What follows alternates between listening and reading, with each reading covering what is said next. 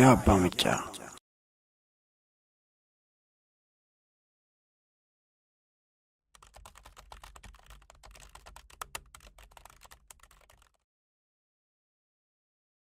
الحمد لله رب العالمين والصلاة والسلام على رسول الله صلى الله عليه وسلم وتوسيني تي ما تواتي توسي تي ما لغوتا دا متي دبين وتو انا تي كان غدو تو كو فاجن دي مال فادا فاجن دي مال فادا اجندا نجرو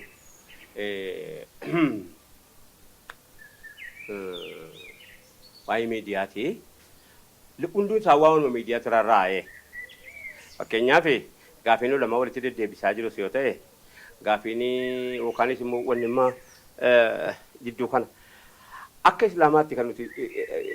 akka islaamaatti yoo dubbattee jette islaamni achi keessaa qooda maalii qaba jechuudha malee wanta itti dhaa beekumsa kennuu ta'a inni ma fakkeenyaaf TikTok irratti awwaardiin qophaa'ee jedhamu suni akka islaamaatti akkamitti yaanda jedhamuu qaba malee jaraammaa akkana taatan jechuu mirgan qabdu jedhaan tokko kan lammaffaa immoo fakkeenyaaf yaa khatiibaa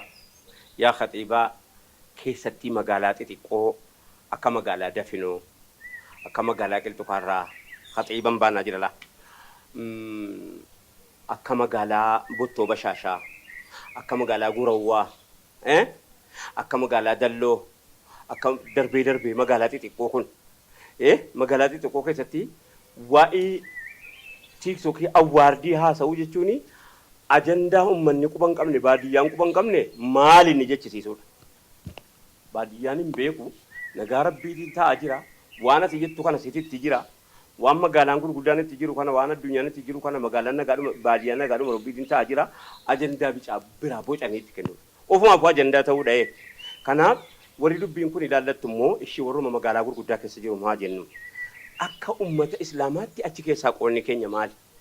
akka ummata islaamaatti ilaalchin waan kana qabnuuf maali jechuudha malee walitti qabaa ummataa dhufuu dandeessu ummanni xiiqii keessa galee waan sila hojjechuun qabne hojjetaayyuu xiiqii keessa galchita isaayyuu yeroo kana keessa jarri filatanii godhanii miti ati moo maaliif yeroo sanaaf bakka kanni tare ati moo maaliif gootere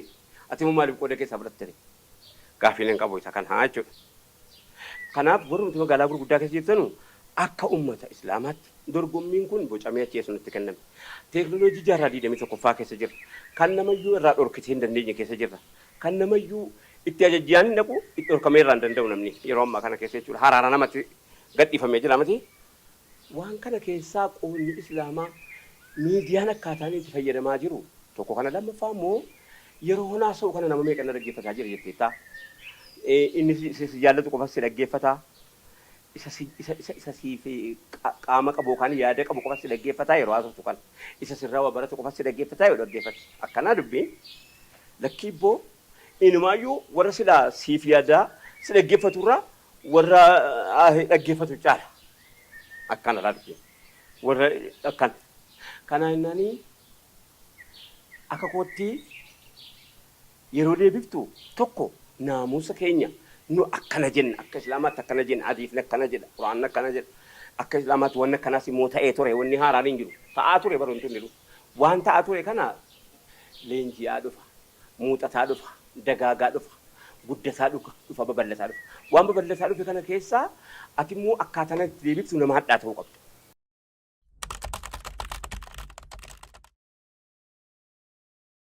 Inni tokko immoo isa ulamaan keenya harama faraarratti walitti deddeebisaa jiru kan keessaa waan daganne qabna waan daganne guddaa tokko qabna tokko yatiima ta'uu kee na agarsiisa akka zabanni kuni zabana ummanni yatiimaa abbaan qabu waan abbaan qabne irratti abbaan barbaade keetum haasoo wayii fakkaata waan yatiima wayii hin jiru waan yatiima kana bar namni mataa qaqqabateetuma ofitti qabee ajirii qaba jedhee ajrii qaba jedhee qomoo ofitti qabee ergamaan rabbii si yatiima ofitti qabu kana jedhaniiru jedhameetuma deemama akkana natti fakkaataa natti maaliif jetti yoo jettan immoo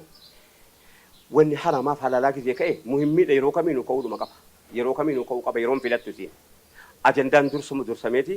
si ga'ee awlawiyyaataa fi inni kaan walitti ilaalameetuma godhama yeroo kamiinuu ka'uu qaba hin ka'allee gaaruu akkitti yatiima ta'an tokko akkuma nama jedhee ka'e ulamaan gisee kophaa gadi baay'atuma bal godheetuma waan barbaade jedhu waa lama nutti oomishan rakkoo lama nutti oomishame amma wallaalaanii amma ulamaa Harargee jedhama ulamaa Baalee jedhama ulamaa koo jedhaan jiru namni inni ijoolleen Arsii haasofte ulamaa koon jedhu ulamaa Arsii jedhaa jira akkana buufannedha agartanii yeroo ulamaan Jimmaa sa'u ulamaa Jimmaatu jedhi jedhama malee ulamaa koo jedhaan jiru namni kana oomishanne dhagee akka ijoolleen keenya ulamaa koo hin jenne godhame jechuudha sa'aatii kana keessa kanammoo an deemee biraan naqu ulamaadhuma keenya godhe akka ulamaa koo ijoolleen hin jenne kan godhe ulamaa keenya dhiifa malee naa godhan of olcha akka wallaala kootiitti garuu akkanatu naa gale maal dhiifa akkana jettee jettanii silaa utuu ulamaa koo ta'e maal akkanaa godhuun isinitti utuu ulamaa koo ta'e wallaalaa ta'e naasaa jira waa tokko hin beekuun fanaasaa jira ulamaan kan koo wal waama gaaddisa qaba gaaddisa jalatti wal argu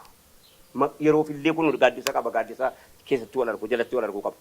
Harargeen Jimmaa waamutti maa haajaa keetii yoo sagal deebi'aa ooltaa haajaa keessanii yoo meeqa addisaa baa dhufaa ooltu faranga keessanii baaftanii utuma baajetallee dhabdanii dhimmi kunis yaachisee jennaan yoo inni baha Baalee ilamee ulama Baaleetti dabu bilbilee kottu mee haajaa wayi mari'annaa marii uummata irratti iitee kan harkaa malaas na kottu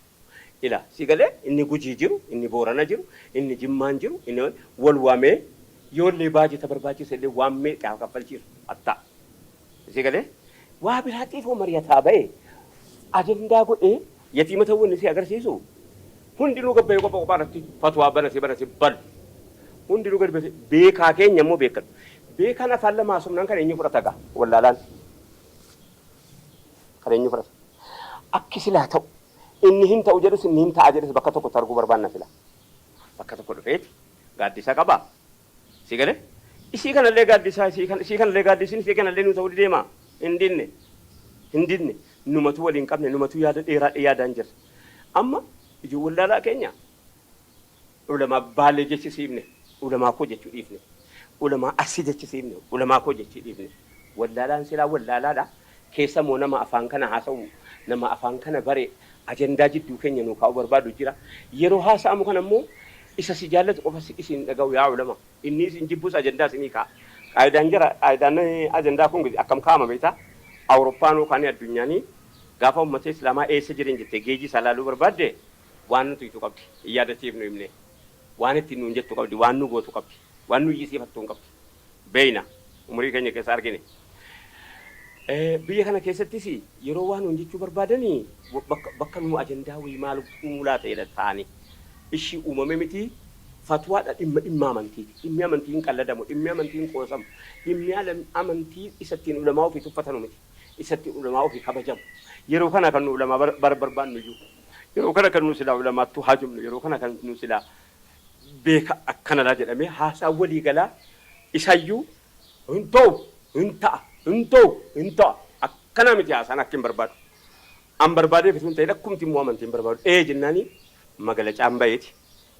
የጋራ አቋም ያደወል ይገላ ወሎ ድፍቴት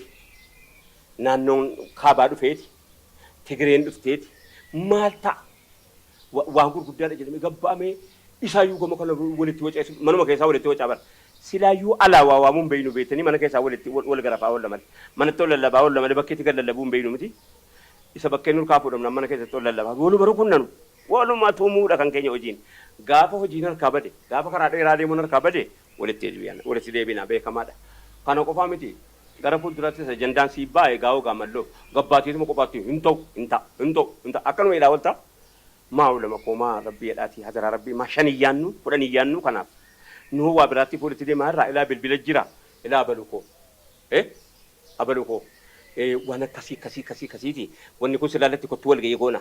dararaa siitii fi hammina sii ilaallaa kottu hindufa wallahi hindufa inni essatu dhufa dhimma isaati waan ta'eef inni machaaraan dhufa inni maal asoosaan dhufa si galeera dubbiin inni arbaa minciin dhufa inni naannoo guraageen dhufa inni tokko itti keessaa waan mattee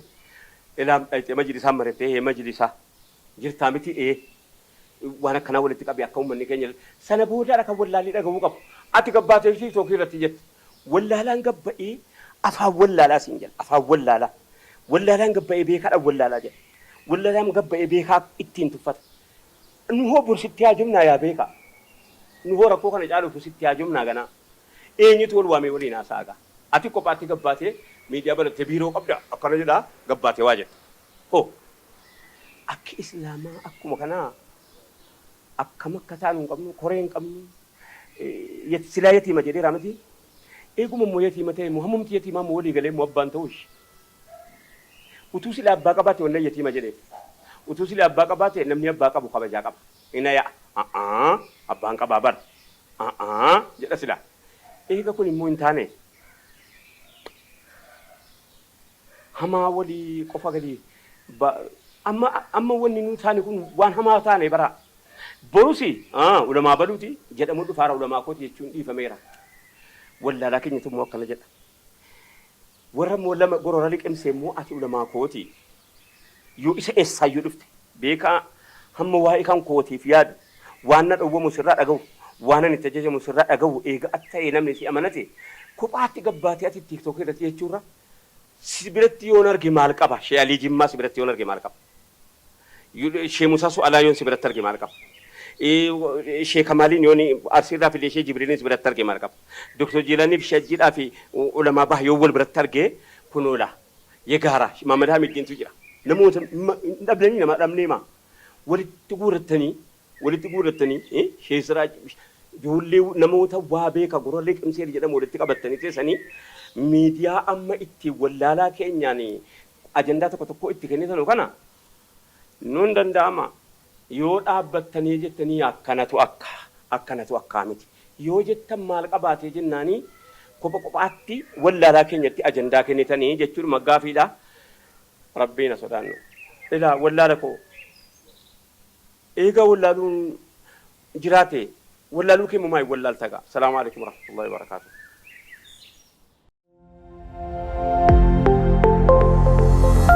Ayya Bamicha.